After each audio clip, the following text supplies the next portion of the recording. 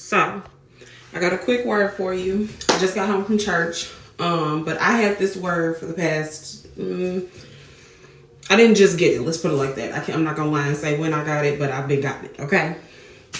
It's coming to you from Exodus chapter 14, verses 13 and 14.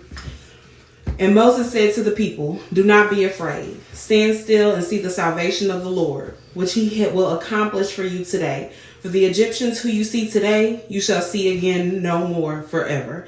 The Lord will fight for you, and you shall hold your peace."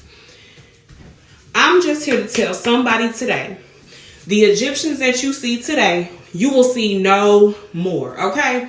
And when I speak about Egyptians, I'm not just talking about your enemies. I'm not just talking about the people that came against you. I'm not just talking about the people that ridiculed you, lied on you, deceived you.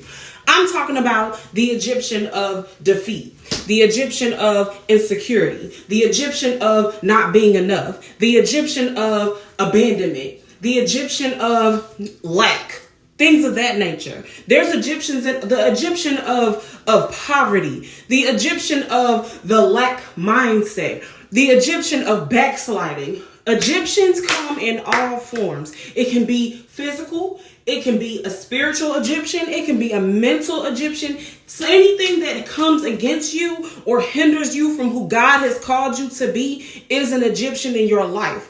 And you have to think about it. When you're going through the trials and the tests, this is Moses talking to the children of Israel. And they were going through the Red Sea. And if you remember, and if you don't remember, go back and read Exodus.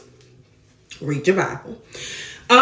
They were speaking on how it would be better to go back to what we dealt with than to deal with the afflictions that we're going through. The devil will make you think that walking with God is so hard and so trialsome that it would be better to go back to the spirit of lack, go back to smoking, go back to drinking, go back to addictions than to walk this walk.